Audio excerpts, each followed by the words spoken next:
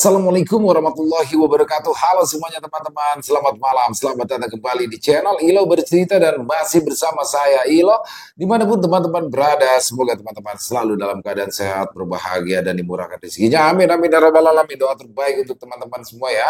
Pada kesempatan yang baik ini kami akan membawakan satu kisah dari penulis favorit kita semua, Kenanga Kinasi. Kisah dari tanah Kalimantan selalu menarik untuk disimak ya teman-teman. Tapi sebelum kita masuk ke dalam kisahnya, buat teman-teman mungkin yang baru bergabung atau sudah lama bergabung tapi ternyata lupa nih, belum diklik tombol subscribe-nya, bisa diklik dulu dong tombol subscribe-nya. Jangan lupa lonceng notifikasinya dinyalakan agar teman-teman selalu mendapatkan notifikasi dari konten-konten yang akan kami upload di setiap harinya. Dan untuk channel Ilo Bercerita ini kami upload setiap hari teman-teman ya, setiap malam jam 9 malam waktu Indonesia bagian Barat. Pasti udah gak sabaran buat teman-teman masuk ke dalam kisahnya. Langsung saja kita masuk ke dalam kisahnya. Kita berangkat ke Kalimantan Selatan. Misteri di balik kematian Julak Roni.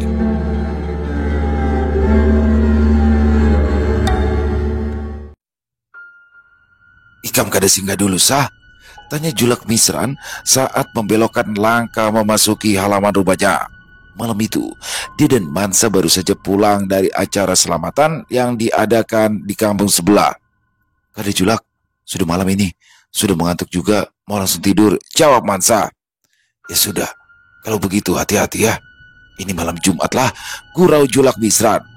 Apalagi, Julak Roni belum seminggu yang lalu meninggal. Julak ini sudah tahu ulun penakut. Kenapa masih juga ditakut-takuti? Gerutu Mansa. Julak Misran hanya terkekeh sambil masuk ke dalam rumah lalu menutup pintu sementara. Mansa segera melanjutkan langkah menuju ke arah rumahnya yang sudah tidak begitu jauh lagi. Sambil berjalan, laki-laki itu terus saja menggerutu panjang pendek.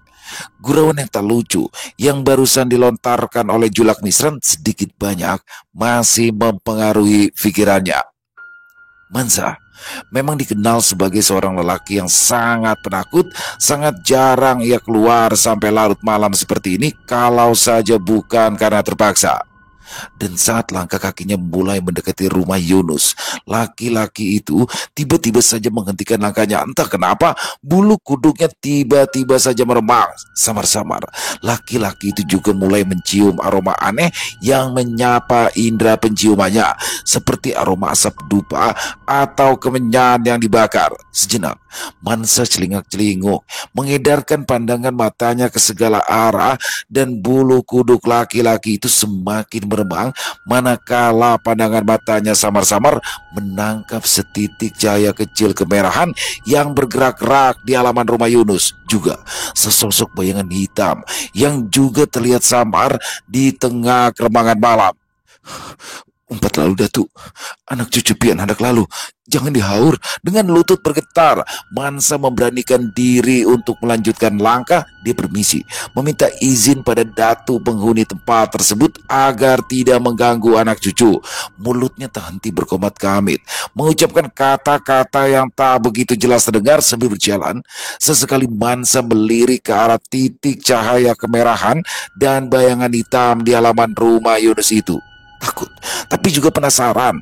Begitulah yang dirasakan oleh Mansa waktu itu. Dan semakin dia mendekat, karena untuk sampai ke rumahnya dia memang harus melintasi jalan di depan rumah Yunus, maka sosok bayangan hitam itu juga nampak semakin jelas, seperti seseorang yang tengah duduk atau berjongkok di tengah halaman. Bau tembakau yang terbakar juga semakin jelas tercium. Rasa penasaran akhirnya mengalahkan rasa takut yang dirasakan oleh Mansa. Dengan tangan sedikit gemetar, ia memberanikan diri untuk mengarahkan sorot senternya ke arah sosok itu. Astagfirullah, dikira hantu tadi. Sekalinya Julak Roni, gerutu Mansa dalam hati memaki kebodohannya sendiri. Julak, Bapak pian malam-malam kayak ini duduk di luar. Sapa Mansa pada sosok yang ternyata adalah Julak Roni, yang tak lain adalah abahnya Yunus itu. Julak Roni tidak melirik ke arah Mansa. Dia sibuk menghisap rokok sambil terus berpikir. Sepertinya beban pikiran Julak Roni cukup berat, sehingga di malam larut seperti ini ia masih berada di luar rumah. Dingin, Sahut Julak Roni sambil menghembuskan asap rokok yang dihisapnya. Kalau dingin, kenapa duduk di luar, Julak? Sudah, masukin pian. Sudah parak tengah malam. Kalau Pina didatangi hantu baranak, gurau Mansa. Gurauan yang justru membuatnya jadi ketakutan sendiri karena tanpa sadar ia baru saja menyebut-nyebut nama hantu baranak atau kuntilanak. Tapi di sini dia juga heran, kenapa Julak Roni yang rambutnya sudah putih semua itu malah memilih duduk di luar, tetapi masih mengeluh kedinginan. Iya, nanti aku masuk. Mau menghabiskan rokok dulu, jawab Julak Roni dengan nada datar. Dasar orang tua, gerutu Mansa sambil melanjutkan langkah. Tak lama, ia pun sampai di rumah. Mulutnya masih saja menggerutu tak jelas saat Sari, sang istri, membukakan pintu untuknya. Kenapa lagi, Pian, Kak? Pulang-pulang sambil babamai kayak ada yang membawai bakalahi, tanya Sari sambil mengucek matanya yang setengah mengantuk. Suaminya pulang dalam keadaan mengomel, tentu saja Sari heran. Itu nah, Julak Roni, tengah malam seperti ini masih duduk di halaman, jawab Mansa. Hah? Julak Roni? Sari tampak sangat terkejut kala mendengar jawaban sang suami. Apa Pian mengigau, Kak? Mengigau apa sih? Mansa menyelinap masuk, lalu menyalakan korek api, dihisapnya dalam-dalam sebelum mengeluarkan asapnya. Nyata-nyata aku baru pulang sambil berjalan kaki, masih saja disebut mengigau. Pian lupa, kalau Julak Roni sudah meninggal beberapa hari yang lalu. Mansa tersentak, batang rokok sampai terlempar ke lantai karena kagetnya matanya melotot. Ketika teringat beberapa hari lalu, dia sendiri ikut gotong royong menggali liang kubur untuk Julak Roni. Sari, cepat kunci pintunya dan masuk ke kamar. Badannya gemetar saat menyuruh Sari cepat-cepat mengunci pintu. Keesokan harinya, saat ronda malam, Mansa menceritakan kejadian yang dialaminya itu kepada teman-temannya sesama peronda malam. Namun, bukan simpati yang ia dapatkan, tapi laki-laki itu justru menjadi bahan tertawaan karena semua orang di kampung mereka sudah tahu kalau Mansa ini memang sangat penakut. Makanya, jadi orang jangan penakut, Sah. Karena terlalu takut, maka seolah-olah Ika melihat Julak Roni yang sudah meninggal itu, celetuk salah seorang peronda. Ya betul, mana mungkin orang yang meninggal masih bisa merokok, kata peronda lainnya. Memang benar, aku melihatnya dengan jelas. Bahkan aku sempat menyapanya. Dan Julak Roni juga menyahut, bantah Mansa yang sepertinya sedikit kesal karena ceritanya tadi percaya oleh teman-temannya. Bisa jadi itu hanya perasaan Ikam saja, Sah. Selakai Haris, peronda paling tua malam itu. Sudahlah, Ikam tidak perlu menceritakan hal ini lagi ke orang lain. Tidak baik jika sampai didengar oleh keluarga Yunus. Betul itu kata Kai Haris, timpal Yanto. Yunus itu anak Julak Roni. Pasti sakit hati kalau sampai mendengar cerita ini. Abahnya sudah dikubur, tapi masih juga dijadikan bahan gunjingan. Ya, makanya daripada bicara tidak jelas seperti ini, lebih baik sekarang kita keliling saja. Sudah lewat tengah malam. Ikam jaga pos. Sah, biar kami yang keliling. Julak Aan membagi mereka tugas, tetapi Mansa sepertinya keberatan dengan pembagian tugas itu. Aku ikut keliling saja, Julak. Biar yang lain saja yang jaga pos, pinta Mansa. Oh, kenapa, Sah? Biasanya Ikam lebih pilih menjaga pos daripada ikut keliling, tanya Julak Aan. Pasti masih takut itu sama kejadian yang dialami semalam. Jadi tidak berani jaga pos ronda sendirian, ledek Aman Suhai. Mansa hanya bisa tersenyum kecut sementara yang lain menertawakannya. Akhirnya Amang Suhai yang mendapat tugas menjaga pos ronda, sedangkan yang lain berkeliling desa. Bosan menjaga pos sendirian, Amang Suhai beranjak masuk ke dalam pos berniat untuk menyeduh kopi. Pasti nikmat sekali di malam yang dingin begini minum kopi, pikir Amang Suhai sambil kembali keluar sambil menenteng secangkir kopi panas yang baru saja diseduhnya. Astagfirullah, Amang Suhai terkejut begitu mendapati di luar pos di atas bangku telah duduk seorang laki-laki tua yang sangat dikenalnya. Badannya gemetar, cangkir kopi yang dibawanya jatuh ke tanah, untung saja tidak mengenai kakinya. Julak Roni bisik dengan suara gugup, tangannya terangkat, menggosok kedua belah mata sampai perih, tetapi sosok di depannya itu masih ada di sana. Julek Roni memandang Amang Suhai tanpa bersuara, tetapi samar-samar Amang Suhai bisa mencium bau tembakau lintingan yang sering dipakai lelaki tua itu. Amang Suhai melangkah mundur perlahan. Kakinya terpleset karena terinjak kulit pisang yang tadi dibuang Julak Aan. Diburu-buru meraih tiang pos ronda, tetapi terlambat. Amang Suhai terjengkang jatuh dengan pantat lebih dulu mencium tanah. Salah satu sandalnya terlempar jauh ke belakang. Dia berteriak kesakitan, tetapi matanya masih mencuri pandang ke arah Julak Roni yang tadi dilihatnya duduk di atas bangku. Hilang. Lelaki itu kini sudah menghilang. Amang Suhai berdiri dengan susah payah sambil mengusap belakang tubuhnya yang tadi memar-memar karena benturan keras. Apa itu tadi?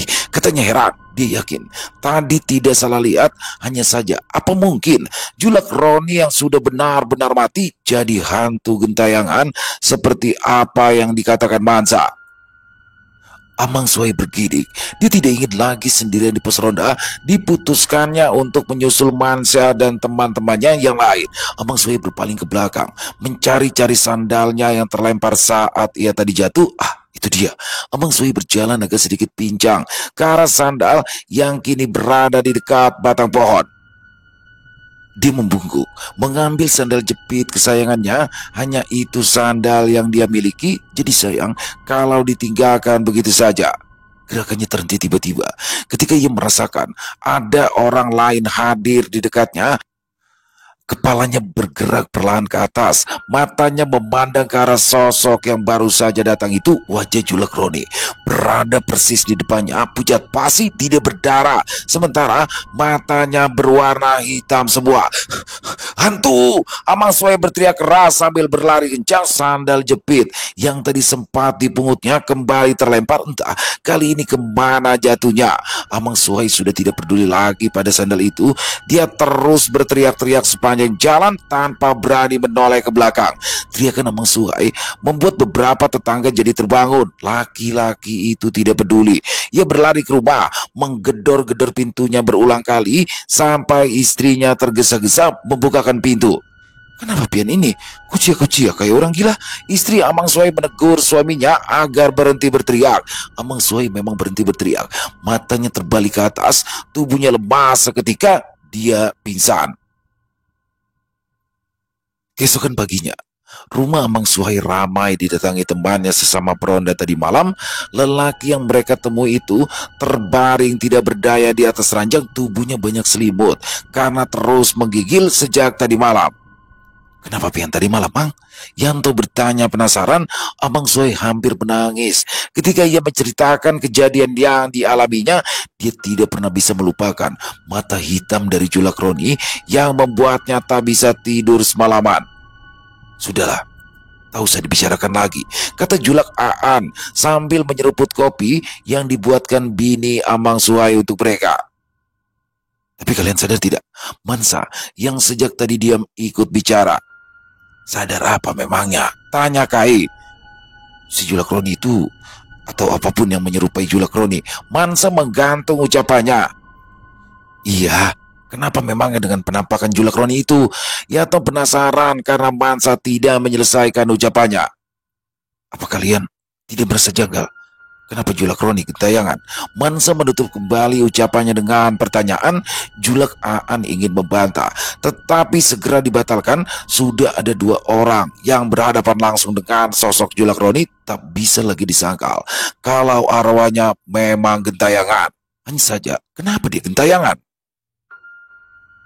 Tidak ada yang bisa menjawab pertanyaan Mansa. Selama ini mereka mengenalnya sebagai lelaki tua yang baik hati dan ramah pada semua orang. Apa Julek Roni punya untalan yang belum dibuang saat meninggal? Yatno asal menebak saja. Untalan apa?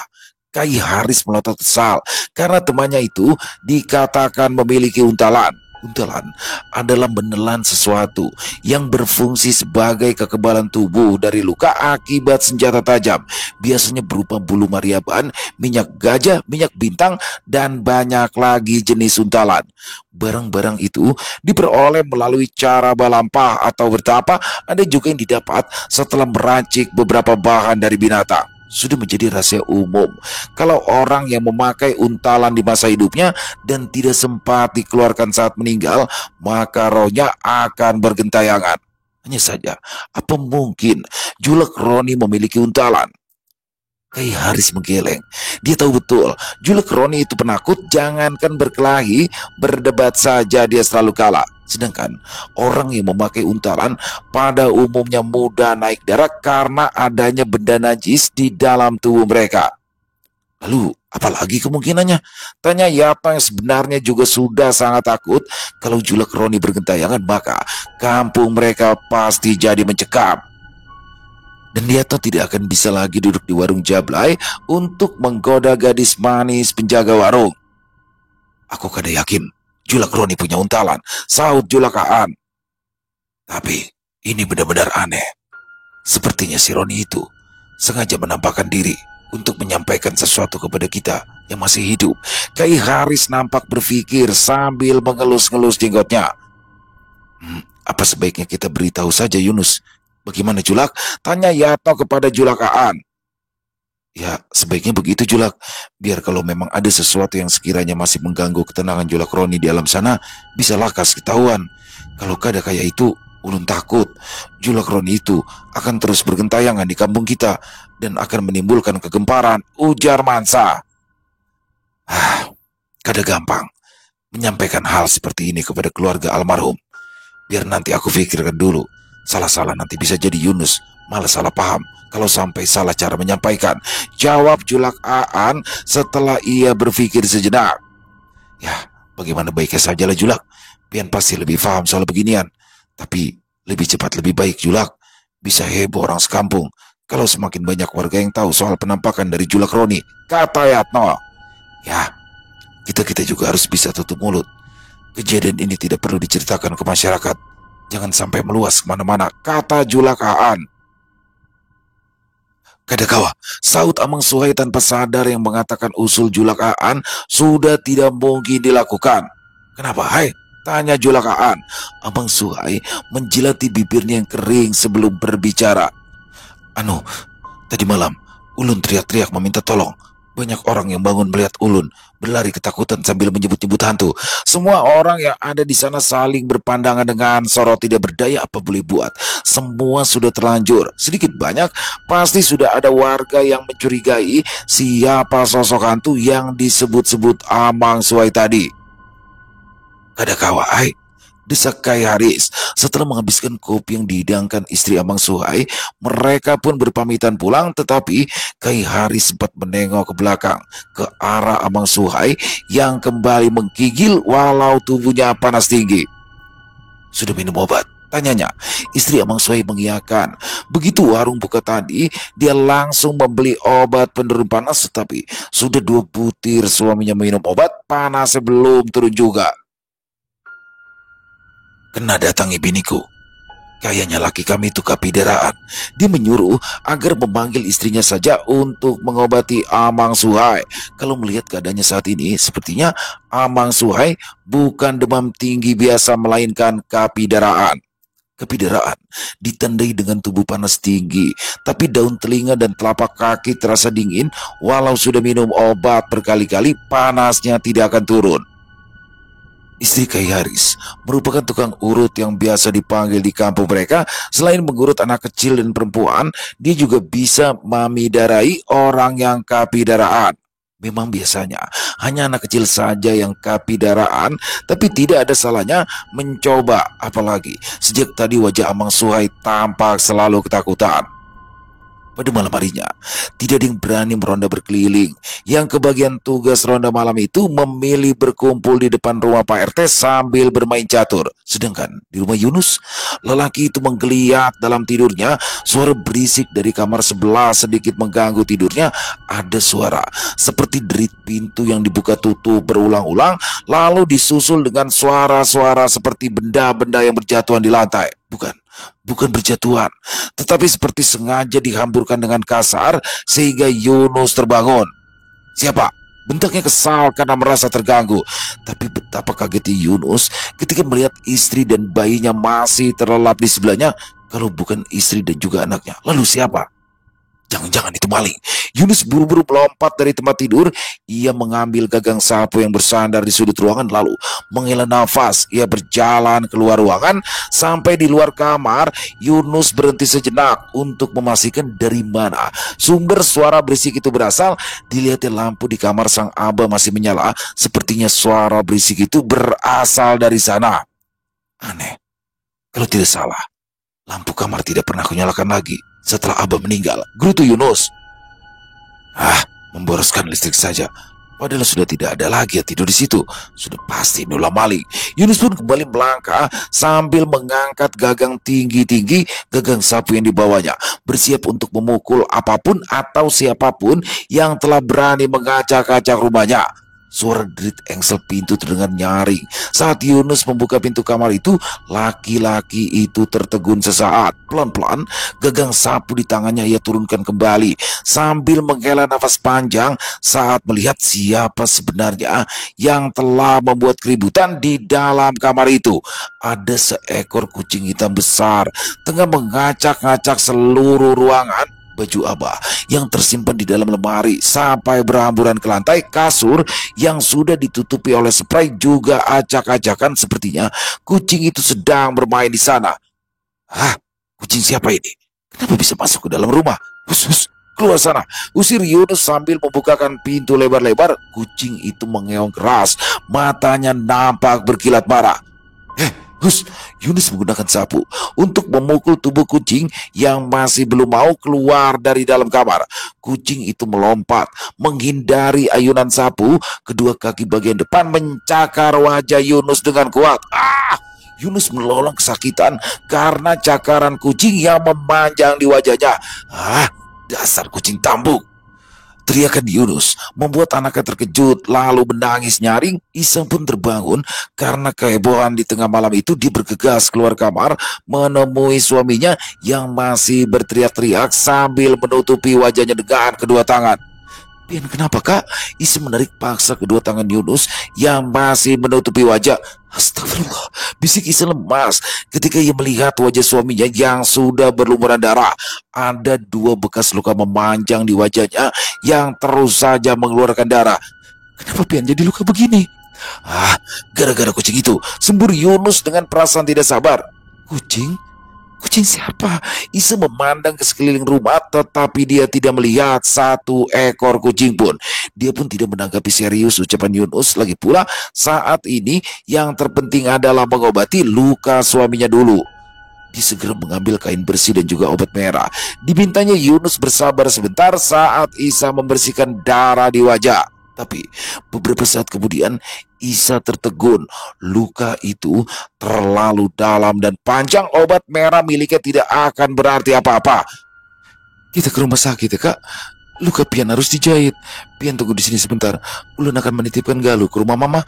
Dia bergegas masuk ke dalam kamar, menggendong anaknya yang masih menangis keras. Untungnya rumah ibunda Isa letaknya cukup dekat. Isa hanya perlu melewati beberapa rumah saja sebelum sampai ke rumah ibunya. "Ma, titip Galuh sebentar ya. Ulun mau membawa Kak Yunus ke rumah sakit," pinta Isa tergesa-gesa pada ibunya yang baru saja membukakan rumah. Mukanya luka, bekas dicakar kucing, jadi harus segera dijahit. Ibu Isa menerima cucunya. Mulutnya sedikit terngangak kala mendengar jika Yunus harus dibawa ke rumah sakit karena terkena cakaran kucing. "Perlu diantar Abah sah?" tanyanya setelah bisa menenangkan diri.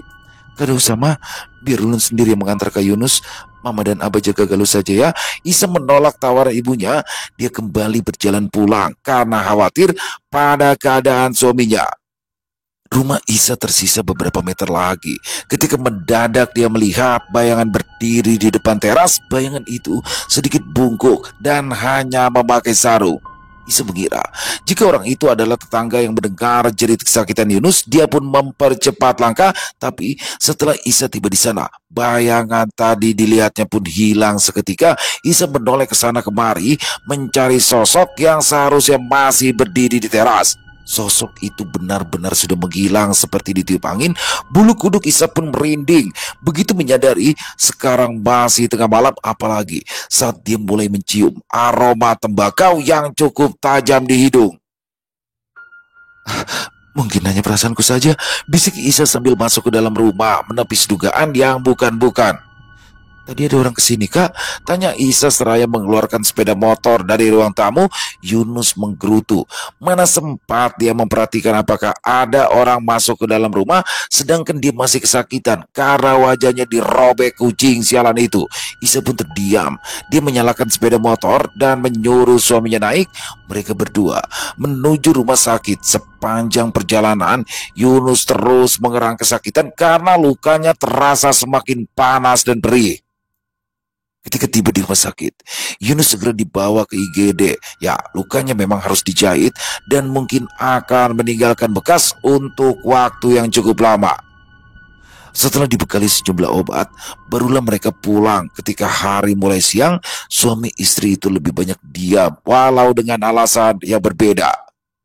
Yunus meraba bagian wajahnya yang tidak terluka. Dulu, wajah itu selalu dibangga-banggakannya karena dia memang cukup tampan. Tapi sekarang, Yunus agak putus asa. Jahitan di wajahnya pasti akan terlihat mengerikan. Orang yang melihatnya sudah pasti ketakutan.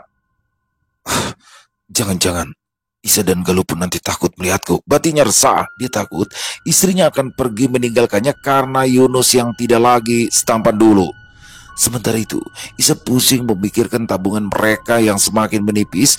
Ketika ayah mertuanya meninggal, mereka harus mengeluarkan cukup banyak uang untuk biaya pemakaman, ditambah lagi acara tahlilan selama 3 hari berturut-turut. Sekarang, ditambah lagi dengan biaya pengobatan Yunus yang tentunya akan semakin menguras habis dompetnya.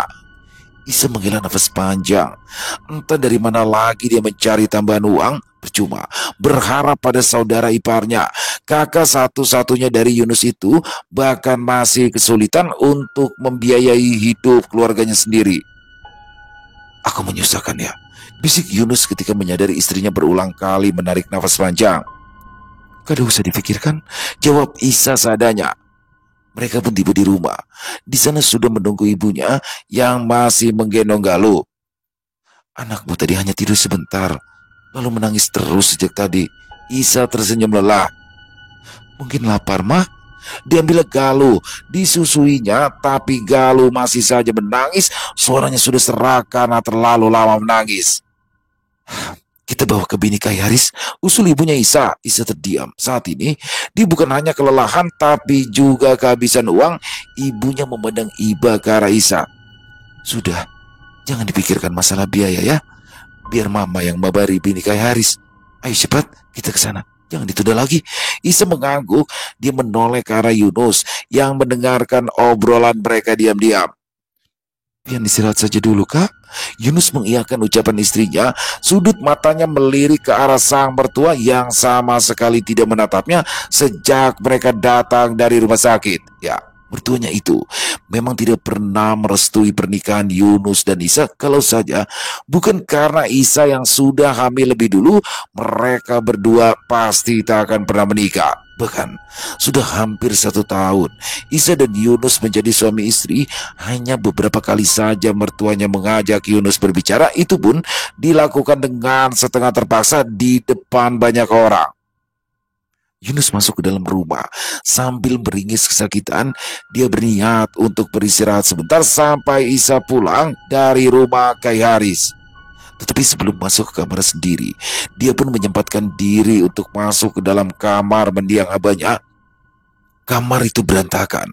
Bukan hanya baju di lemari, kasur lipat yang biasa dipakai Abah Yunus dirobek sehingga kapas di dalamnya berhamburan keluar. Kenapa kucing itu mengamuk? Dan dari mana dia masuk? Jalan mana juga dia keluar? Fikir Yunus sambil mengamati seluruh isi kamar. Dia baru ingat, kucing hitam itu mendadak menghilang. Setelah Isa terbangun dari tidurnya, hilang. Hilang begitu saja, walau semua pintu dan juga jendela tertutup rapat. Seingat Yunus, di rumahnya ini juga tidak ada celah yang memungkinkan untuk kucing bisa menerobos masuk. Dia menggelengkan kepala, wajahnya berdenyut nyeri sehingga ia meminum obat pereda nyeri. Yunus menelan pil putih itu dengan bantuan segelas air putih. Saat itulah dia menyadari ada seseorang yang berdiri di dekat pintu kamar. Abah, seru Yunus. Air di dalam gelas di tangannya sampai bergetar hebat karena Yunus gemetaran, lalu jatuh ke lantai dengan keras sehingga pecah seketika. Dia menoleh ke arah abahnya yang memandang Yunus dengan tatapan dingin. Sosok Julak Roni masih berdiri di depan pintu, wajahnya tampak penuh darah sama seperti ketika dia ditemukan di hari itu. Yunus terengah-engah lebar. Ia melangkah mundur ketakutan sampai punggungnya membentur dinding sehingga ia tak bisa lagi melarikan diri. Kedua lutut Yunus bergetar hebat. Dia bahkan tidak menyadari kakinya menginjak pecahan gelas. Kulitnya kembali terluka. Darah mengalir lagi, tapi Yunus tidak bisa berteriak sama sekali. Air matanya jatuh karena sedih sekaligus takut. Lalu semuanya gelap seketika. Tepat seperti dugaan Julak Aan dan kawan-kawan, kabar itu tersebar cepat ke seluruh kampung sekarang. Semua orang sudah tahu bahwa Julak Roni gentayangan. Mansa terus-menerus ditanyai mengenai penampakan yang dilihatnya waktu itu sehingga ia tidak bisa mengelak lagi, sedangkan Amang Suhai masih belum juga sembuh walau sudah dibawa berobat ke istri Kai Haris. Kabar mengenai Yunus yang ditemukan pingsan di dalam rumahnya semakin membuat kabar itu bertambah panas. Yunus memang tidak mengatakan apa penyebab dia pingsan, tetapi orang kampung sudah bisa menebak alasannya. Julak Aan datang menengok Yunus. Laki-laki muda itu menyambut kedatangannya dengan wajah muram. Mereka berdua duduk di ruang tengah, sementara Isa memilih kembali masuk ke dalam kamar. Ulun sudah tahu kenapa pian kesini, ucap Yunus lemah. Pasti karena kabar Abah yang bergentayangan. Biarpun sudah hampir 1 minggu dikubur. Julak Aan mengangguk, dialihkannya pandangan dari wajah Yunus yang tampak mengerikan. Yunus yang dulu dikagumi banyak perempuan sekarang terlihat menyedihkan. Ulun juga tidak mengerti kenapa Abah menghantui kampung kita. Seingat Ulun, Abah itu selalu bekerja keras dan tidak pernah tertarik pada segala macam ilmu hitam. Julak Aan mengakui apa yang dikatakan Yunus memang benar semasa hidupnya. Julak Roni terus bekerja keras, bahkan setelah sempat terlilit hutang karena harus mengobati istrinya yang harus dirawat cukup lama di rumah sakit. Semua hutang itu pada akhirnya tetap bisa dilunasi oleh Julak Roni. Dia bahkan sanggup membangun rumah berbahan kayu ulin yang sekarang ini dihuni oleh Yunus dan istrinya. Lalu Julak Aan membatin, mungkinkah Julak Roni bergentayangan karena tak sempat berbuat adil pada anak perempuannya, Fatia. Berbeda dengan Yunus yang hidup serba berkecukupan karena tinggal serumah dengan abahnya, Fatia harus bekerja keras membantu suaminya mencari uang untuk makan sehari-hari. Perbedaan ekonomi dua beradik itu memang sempat menjadi pembicaraan warga kampung. Jelas sekali Julak Roni bersikap pilih kasih. Anak perempuannya itu tidak dipedulikan sama sekali. Hanya Yunus saja yang selalu saja difasilitasi segalanya. Tetapi Julak Aan tidak mungkin menyebutkan kemungkinan itu. Yunus yang sedang berada dalam kesulitan tentu akan semakin tersinggung. Apa ini karena Abah meninggal kecelakaan? Tanya Yunus tiba-tiba sehingga Julak Aan tersadar dari lamunan. Apa iya? Julak Aan pun jadi mempertanyakan hal yang sama. Julak Roni memang meninggal dunia secara tragis. Sepeda motor yang dikendarainya tidak bisa dikendalikan sehingga menghantam pohon kasturi yang tumbuh di pinggir jalan. Pohon kasturi yang berukuran besar itu ditabrak dengan kecepatan tinggi. Kepala Julak Roni yang tidak menggunakan helm pun langsung pecah dan dia tewas di tempat. Menurutku, sebaiknya Ika mengadakan selamatan lagi, Nus. Sekalian panggil ustadz yang bisa menangani masalah ini supaya Julak Roni tenang di alam kubur. Yunus meringis kala mendengar kata selamatan. Apa boleh buat, sepertinya dia harus mengeluarkan uang lagi untuk biaya selamatan yang jumlahnya tentu tidak sedikit. Mungkin tanah yang hanya 2,5 hektar itu pun harus dijualnya lagi sebagian, selain untuk biaya selamatan juga sebagai tambahan modal warungnya. Setelah uang itu habis, entah bagaimana caranya mereka mencari tambahan nanti. Dia hanya mengelola sebuah warung sembako. Dulu semua terjamin ketika ayahnya masih hidup, tapi sekarang semua sudah hampir habis. Julek Aan tidak tahu apa yang ada di dalam pikiran Yunus. Dia pikir laki-laki itu tentu masih memiliki uang peninggalan warisan abahnya. Aku pulang dulu ya, Nus. Julek Aan berpamitan pada Yunus yang mengangguk pelan. Lelaki tua itu keluar dari rumah Yunus dengan langkah ringan. Dia berharap setelah Yunus mengadakan selamatan, maka kampung mereka akan segera aman kembali. Setelah Julek Aan pulang, Yunus segera menceritakan hasil pembicaraan mereka pada Isa. Di luar dugaan Yunus, kali ini Isa tampak gugup dan terus menolak ketika Yunus berkata jika dia akan menjual sisa tanah peninggalan abahnya. Jangan, Kak. Ulun tidak setuju, tolak Isa. Dia masih bersikeras sehingga Yunus keheranan. Itu tanah peninggalan almarhum abahku. Kenapa Ikam yang tidak mau menjualnya? Yunus memandang curiga. Atau begini saja, kalau Ikam masih keberatan, bagaimana kalau Honda Ikam saja yang dijual? Lagi pula, kita masih punya satu Honda lagi. Wajah Isa pucat pasi kalau mendengar motor yang selama ini dipakainya akan dijual hari itu. Mereka berdua bertengkar hebat sampai terdengar oleh para tetangga. Para tetangga berdatangan untuk menenangkan Yunus, tapi laki-laki itu mengamuk saat mereka ikut campur. Ia terus mencecar Isa karena tingkah istrinya yang mencurigakan. Setelah didesak oleh Yunus, pada akhirnya Isa mengaku bahwa sawah dan juga motor itu sudah digadaikannya sejak sebelum Julek Roni meninggal. Seminggu yang lalu, Julek Roni merasa ada yang aneh. Ketika salah satu lemarinya tidak terkunci, dia segera memeriksa laci itu dengan hati berdebar. Dan benar saja, perhiasan, dokumen tanah yang dulu ia simpan rapi dalam lemari terkunci kini hilang. Kecuriganya pun langsung tertuju pada Isa, menantunya yang sejak awal tidak sepenuhnya ia percaya. Julek Roni mendatangi Isa yang sedang memasak di dapur. Wajahnya tampak tegang menahan amarah. Isa, Abah mau bicara, ujar Julek Roni. Bicara apa, Bah? Isa mencoba terdengar santai, tapi nada suaranya sedikit gemetar. Perhiasan dan dokumen tanah yang Abah simpan di dalam lemari hilang semuanya. Abah tahu, pasti Ikam yang mengambilnya. Kenapa, Sah? Apa masih kurang bantuanku selama sini? Perhiasan dan juga tanah itu harusnya menjadi hak milik Fatia. Kenapa Ika masih tega? Isa terdiam, wajahnya memucat, tetapi dia cepat menguasai diri. Abah, kenapa tega sekali pian menuduh ulun seperti itu? Julek Roni mendekat, pandangannya tajam seperti mata elang. Jangan main-main, Isa. Aku akan melapor ke polisi. Kalau Ika kada mengaku, Isa merasa terpojok. Kepalanya berpikir cepat, jika Julek Roni benar-benar akan melaporkan ke polisi, maka semuanya akan menjadi runyam. Dia tidak bisa membiarkan itu terjadi. Dalam benaknya hanya ada satu orang yang bisa membantunya, ya Amang Suhai, sesepupunya yang bekerja di bengkel. Hari itu juga dengan langkah tergesa-gesa, Isa menemui Amang Suhai di bengkelnya. Bau oli dan suara gesekan logam memenuhi udara. Amang Suhai yang sedang memperbaiki motor tua menatap Isa dengan heran. Kenapa, Sah? Tanyanya tanpa basa-basi. Isa mendekat lalu berbisik. Aku butuh bantuan pian. Amang Suhai mengerutkan dahi. Maksudmu apa? Isa menjelaskan tentang permasalahan yang sedang dialaminya saat ini. Setelah itu, Isa memandang Amang Suhai dengan mata berkaca-kaca. Tolong pian rusak rem Honda Abah. Biar aja Sidin mati. Amang Suhai terdiam sejenak.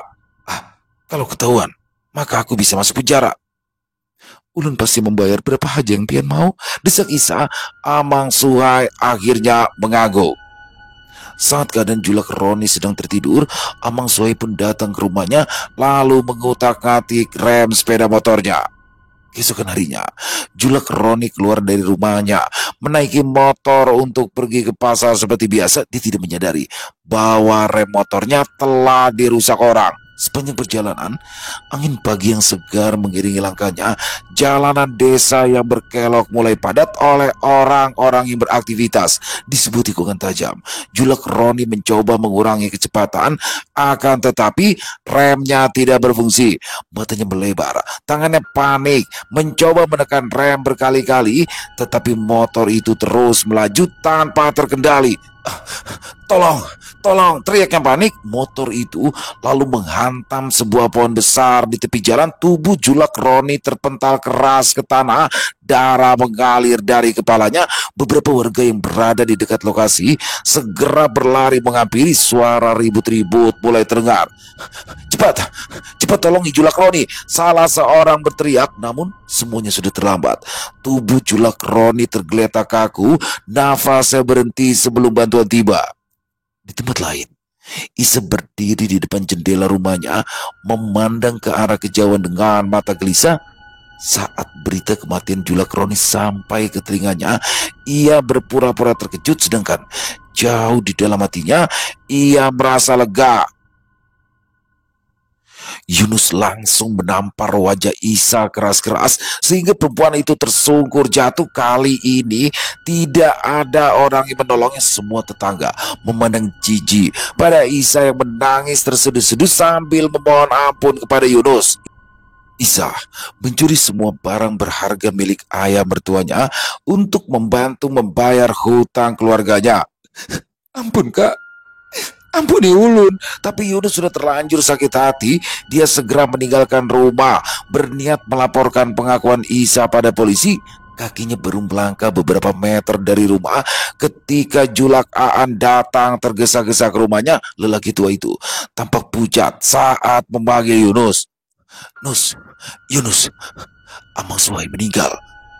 Selesai. Wow, luar biasa kisahnya. Kisah dari Kenanga Kinasi selalu ya. Sulit banget ditebak endingnya gimana. Ternyata Julek Roni, sosok seperti Julek Roni yang bergentayangan meneror warga kampung itu ternyata ada alasannya. Dan pertama dipikirnya itu adalah untalan ya. Jadi untalan itu mungkin pegangan ya, pegangan yang mana orang yang memiliki pegangan seperti ini ketika meninggal tapi belum dikeluarkan pegangannya dari badannya, jadi pegangan tapi yang di dalam ya kayak susuk dan lain-lain gitu ya, itu akan bergentayangan teman-teman. Awalnya warga curiga di situ, tapi ternyata benar-benar nggak nyangka ya, menantunya dan paman dari menantunya ini Amang Suhai. Jadi Amang Suhai kan terornya beda tuh, teror yang dialami sama orang lain sama teror Amang Suhai beda, karena Amang Suhainya sendiri sampai sakit nggak sembuh-sembuh tuh. Tapi saya juga sebenarnya agak bingung ya.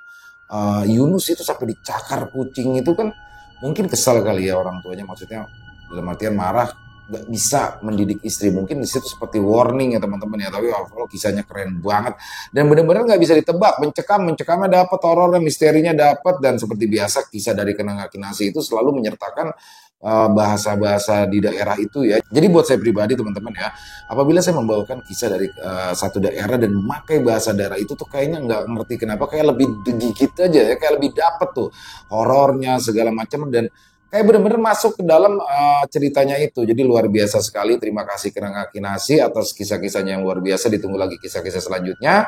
Dan semoga kisah barusan bisa menghibur teman-teman semua, para pecinta penikmat horor misteri. Lebih khusus lagi kepada para subscriber dari channel Ilo Bercerita. Mari kita ambil hikmah baik-baiknya saja dan kita buang yang buruk-buruknya dari kisah barusan. Dan apabila memang dirasa tidak ada yang baik, ya dijadikan hiburan saja. Dan silakan buat teman-teman mungkin yang punya komentar lain, yang mungkin punya pendapat lain, bisa menuliskan di dalam kolom komentar ataupun hanya sekedar saling menyapa. Insya Allah kami akan menjawab satu persatu. Buat teman-teman yang suka dengan videonya, yang suka dengan kisah barusan, bisa diklik tombol like atau tombol jempolnya. Boleh juga dong bantu ya di share link videonya ke teman-teman yang lain, ke saudara-saudaranya atau yang lain, agar juga bisa ikut terhibur. Buat teman-teman yang belum subscribe, sekali lagi ayo dong diklik tombol subscribe. Jangan lupa lonceng notifikasinya dinyalakan agar teman-teman selalu mendapatkan notifikasi dari konten-konten yang akan kami upload di setiap harinya. Kami juga ingin mengucapkan terima kasih ya kepada seluruh teman-teman yang sudah selalu setia hadir, yang sudah selalu mendukung kami. Karena teman-teman lah, kami selalu bersemangat berkarya di setiap harinya. Dan buat teman-teman mungkin yang punya kisah horor misteri ya, yang dari kisah nyata, dari pengalaman pribadi di sini bisa diri sendiri, orang lain, orang sekitar, atau maksudnya atau dari keluarga, boleh bebas dan silakan apabila mungkin berkenan dibawakan di channel kami, bisa mengirimkannya ke nomor telepon kami yang ada di sini dan bisa lewat audio atau voice note ya, bisa lewat ketikan atau tulisan, pokoknya senyamannya teman-teman aja. Buat teman-teman yang sudah mengirimkan kisah, kami ucapkan terima kasih. Buat teman-teman yang sudah mengirimkan kisah tapi belum sempat dibawakan, harap bersabar ya, karena memang harus melalui proses penggarapan terlebih dahulu agar nantinya bisa dinikmati oleh teman-teman yang lainnya juga.